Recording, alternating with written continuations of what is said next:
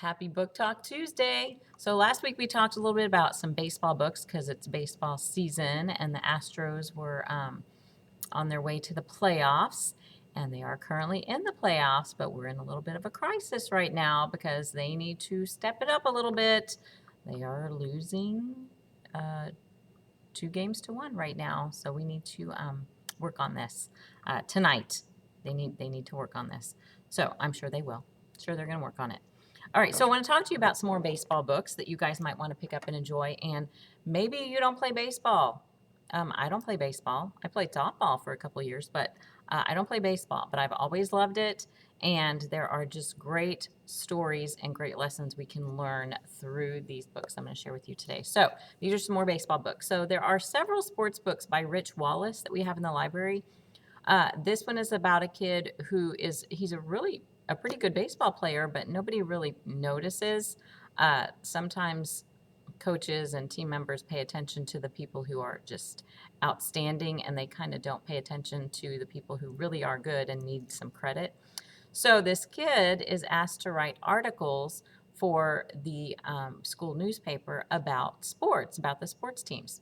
So he agrees to do it, but he doesn't want his name on the articles. He wants to be anonymous. So he starts writing about the strengths of players on the teams, including himself. But there are some people that don't like what he is writing. So we will see how that goes for him. That one's called, what is that one called? Curveball. It's called Curveball.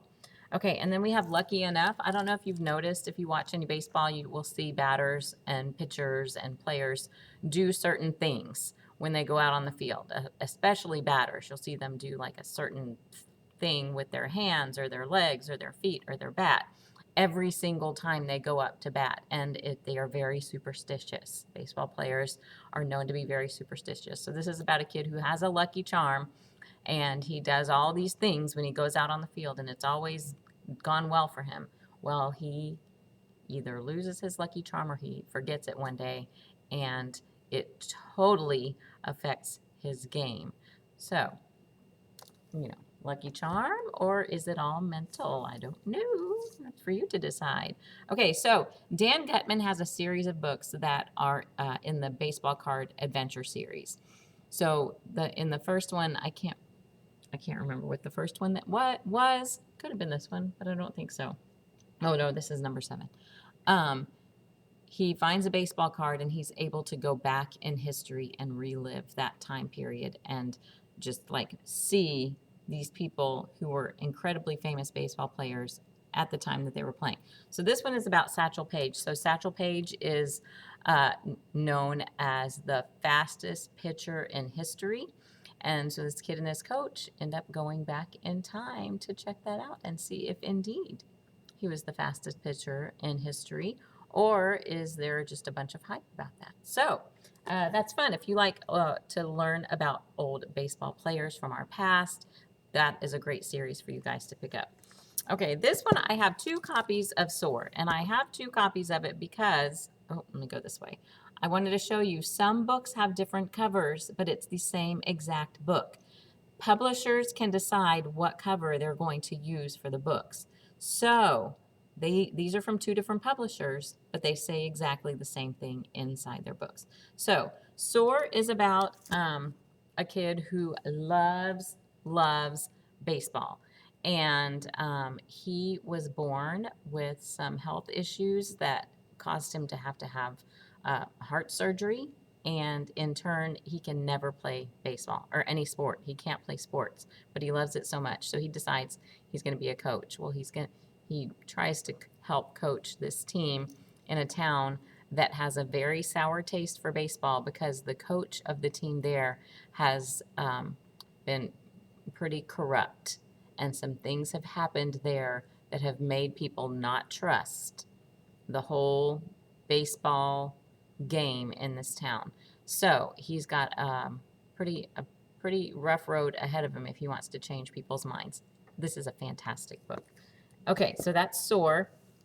And then Plunked is about a kid who he feels like he's got a really good shot at making this baseball team. It's between him and another kid, like the last ones to be on the team, and he really has a great shot, but there's I think it's a wild pitch that kind of turns his world upside down, and he has to rethink how he's going to get his goals accomplished after this world rocking experience.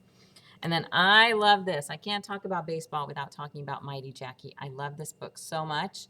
Oh, there we go. So it's about Jackie Mitchell. She played in a women's league in the 1930s. She was actually in the Bloomers League, and she is very well known for striking out Babe Ruth, which is pretty cool. So this is a great story. So it is in the nonfiction section because it is a true story of what happened with Jackie and when she struck out Babe Ruth. So it's in the nonfiction sports section. I'm going to keep it on the top of the shelf so you guys can read it while you're in here. It's not super long, but it is a great, great story. And then I wanted to end with this one, Aurora County All-Stars. I love books by Deborah Wiles. She's an author that I just really enjoy reading.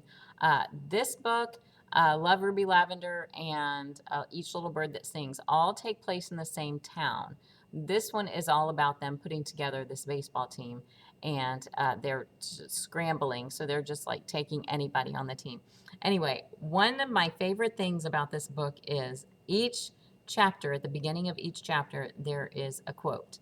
It's either from a famous baseball player or coach, a famous baseball person, or Walt Whitman, who is a very famous writer. So I found this, I was reading through the quotes this morning because I just love them so much. And this one I want to share with you. This is a quote from Roberto Clemente. He was a right fielder for the Pittsburgh Pirates. We have biographies about him if you want to know more about him. He says, anytime you have an opportunity to make a difference in this world and you don't, then you are wasting your time on earth. Gotta agree with him. We should always try to make a difference whenever we can. Okay, so those are some great baseball books.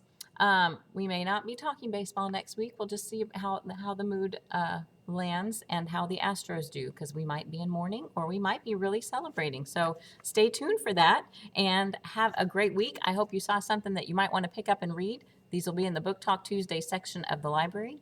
You guys have a great week and go read lots of books.